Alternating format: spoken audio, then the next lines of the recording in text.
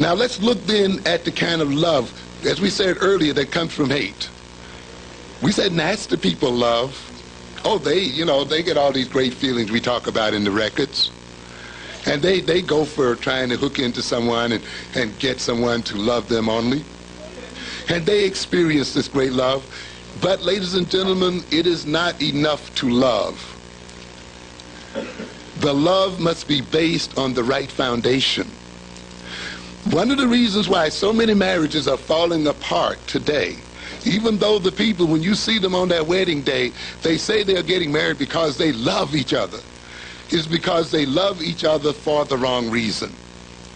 It is not enough for you to have a feeling of love, to be caught up in the cuteness of some boy, or to be caught up in how sweet he is, or to be caught up in how you can't get him out of your mind, how he makes you feel, how his touch just makes you go off all over. It's not enough. That's not enough. You cannot base a family or long-term relationship on that kind of love. You cannot base having children on that kind of love, you see. You must stand back and look and see upon what kind of love, on what kind of roots that love is growing from. And you may note then that that love is growing out of hate, that love is growing out of resentment, that it's growing out of an unhealthy situation. And even though you have this great feeling and this great longing and this great need, those feelings and those longings and those needs will ultimately destroy the one you love and destroy the children that you claim to love. Because a love that flows out of hatred is a love that's ultimately selfish and self-centered. Is a love that ultimately does not give the other person humanity and does not recognize them as an individual. This kind of love is a love where you love yourself, but you can only love yourself at the expense of destroying the ones you love, only at reducing them in some form or another. Love that comes out of hate is a love where you're going to love somebody who maintains you in your self-destructiveness. What did we say earlier? When you hate and you hate yourself, you also engage in self-destructiveness. Now, the people that you fall in love with will often be the people who help you maintain your self-destructive nature. You love them because they help you what? Destroy yourself. Oh, I go with her because she's hip. You know, she smokes like me. You see, she shoots heroin like I do. I love her for that reason. I can't stand these straight people who don't smoke. I can't be around these people who don't shoot heroin. I can't be around these people, who don't like to fuss and fight and hate and drink and so forth. But I love this guy. They're real cool people because they support. Your friends are often your worst enemies because often you pick them because they do not confront you with truth. They do not confront you with your reality. They help to maintain you in your own self-deception. They don't say, hey, you're wrong. You're destroying yourself. It's terrible. Often we get rid of those people. They make us angry. Hey, I'm having fun. You blew my high, man. You blew my head. This person hanging around here, they not smoking and partying with me. You put a wet blanket on the whole party. And of course, the thing you're running from, of course, is that they may be pointing out how foolish and self-destructive you are. But you don't want to face that right now. So what do? You move toward people who support this. So the self-hating person falls in love, surely, and experiences love, surely. But 9 times out of 10, they're going to move toward a person who maintains their self-destructiveness. A part of the problem with the black love situation today, ladies and gentlemen, is that we have been duped into self-hatred by the European. You see? He's made us hate our heritage, hate our skin, hate our hair, hate our noses and our lips. He's made us hate Africa itself and the whole African heritage. He's made us hate being black as individuals. So consequently, we're going to love somebody who doesn't remind us of who we are and what we are. You see? And we move then in our love toward people who can help us what? Escape from that which we hate. And that's why we will often love our enemies if those enemies can take us away from ourselves. That's why we love our overeating. We love our over-sexing ourselves. We love our drugs. Anything that does what? Takes us away from our situation, we love it.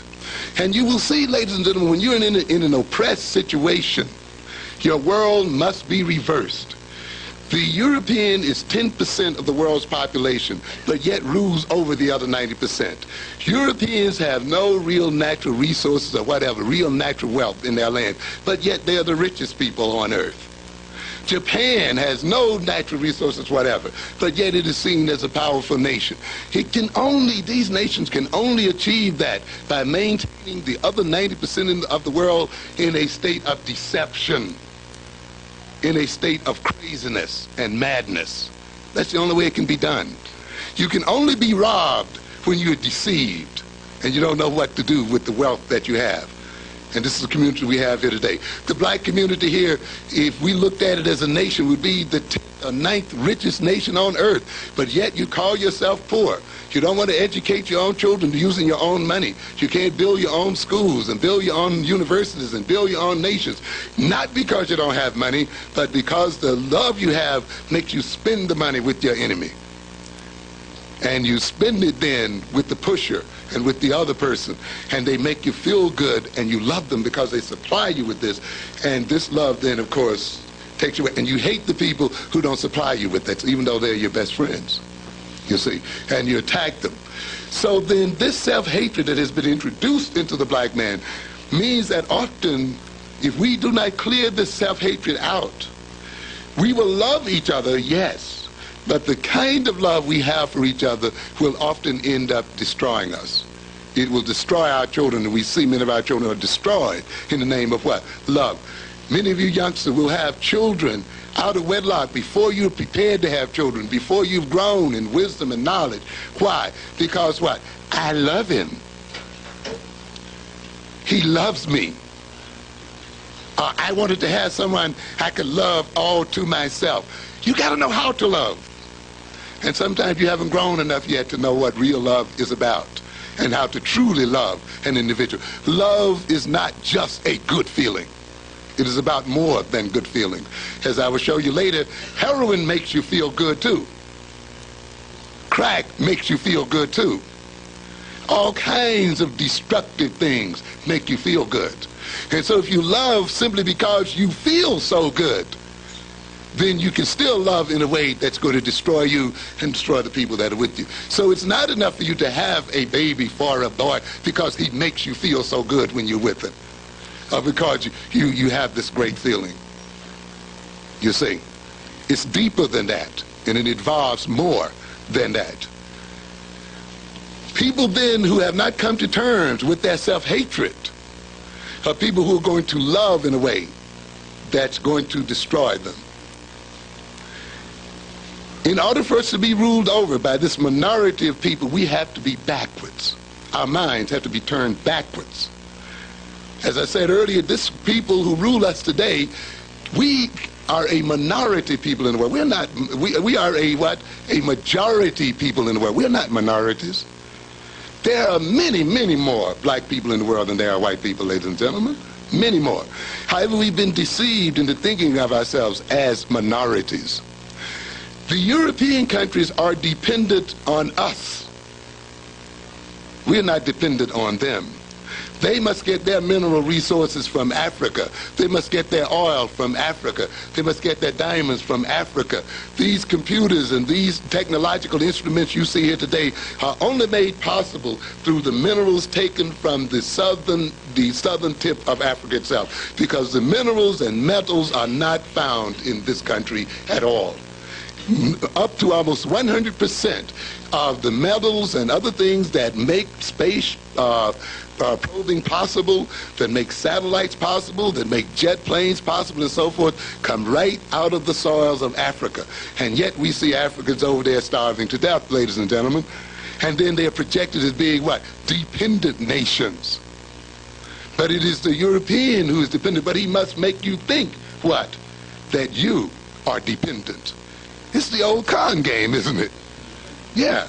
This is the only way a minority of people, though, can rule over a giant. You see, it's by conning them. It's like, you're the weak one. You're the dependent one. You need me. You can't live without me. You can't have all these TVs and this stuff if I didn't exist in the world. And, of course, when you think that, you then submit and give your wealth away and hand it to them and let them have it. And then they, of course, use that same wealth against you to destroy you, to restrict you in various sorts of ways. So we must be when you're filled with self-hate, your mind is reversed. What it means is this: you will love the things that destroy you, and you will hate the things that advance your growth. And you watch and look at your behavior. Look at the behavior of your compatriots and watch if what I'm saying is not true. I hate to read. I hate to study. I hate to learn. Oh, but I love to party. I love to smoke. I love to drink. I love to screw. I love to, ho. And all the loves often you will find will be loves that what? That don't advance you one bit, and yet you can't get over them. You're addicted to them, you see. But the things that lead to growth in wisdom, knowledge, you see, self-understanding and self-discovery, healthy relations, self-control, all those things are hateful. But this is the only way a minority can rule over a majority of people, is by turning their minds backwards so that they love the things that destroy them and hate the things that move them forward. In order for these people to rule over us, we must hate learning. It has to be built into us. We must think that we can't do math. Because you see, if we do math, if we were into learning, if we were into research and into thinking and into, real philosophical ideas and abstractions, we would defeat those people. They know it. So consequently, what they must do is rob you of all of these things so that they may stay in their place. And you'll see that even in the man-woman relationship. A man often robbing the woman of any intellectual growth, any personal growth, any knowledge, any wisdom, because he sees that as the only way he can rule over her and maintain her under control. And if she shows that she's growing and developing, he gets angry and resentful and hateful. I tell many of my students sometimes, my female students into my classes at the college, before you get through being educated, many of your husbands are going to leave you, or your family's going to break up. And of course, some of them get angry. What? Who are you to say to what? So-and-so. But I know the nature of what? Many of the men you deal with. Jealousy. You're hanging out with those college boys. You see, or now you're getting too smart, or now you're trying to move past me. And I've seen women who had to leave college because the husband is giving them such a hard time, or the boyfriend is giving them such a hard time, or he's hanging out in front of the school, or going through all kinds of changes. I've even seen families have their children removed out of the college because this is the first one in college and they are wrestling with this one maybe moving in some kind of way. And so in almost all kinds of blocks are thrown in that way, even if it means keeping up noise or disrupting them in some form or another. Often then they destroy the individual. We love those then who keep us from realizing our self-hatred. You see, one of the reasons why we get so euphoric when we're in love is that by focusing our minds and our energies and our obsession upon another person, by trying to live through another individual, by trying to make that individual our total world, by idealizing that individual and making them some goddess or some god, we think by that it's going to lift us up beyond who we are. It helps us to avoid knowing who and what we are. It keeps us from hating ourselves. Through their love, we come to love ourselves. And in that sense, that's why we get stuck on them. We feel that we need them. And when they leave us, we experience what? Depression and suicidal kinds of drives and so forth. Because that self-hatred, which they've made us escape from while they were with us, now comes back to haunt us again, and we get involved. Some people get drunk, and some people actually commit suicide when their lovers leave them, you see, and so forth. So often then, this love, this euphoria that we feel for other individuals is a euphoria based on the fact that they have taken us from truth. and taking us from reality and taking us outside of us. That's one reason why we say love is what? Blind. Blinds the individual to reality. So that person you're in love with is not, and who claims to love you back, particularly if that love feeds your self-hatred or helps you to escape your own reality, is not doing you a favor.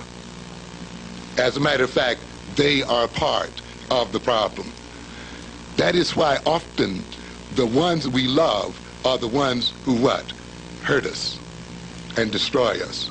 In a way, we almost set ourselves up for it when our love is based on unhealthy roots.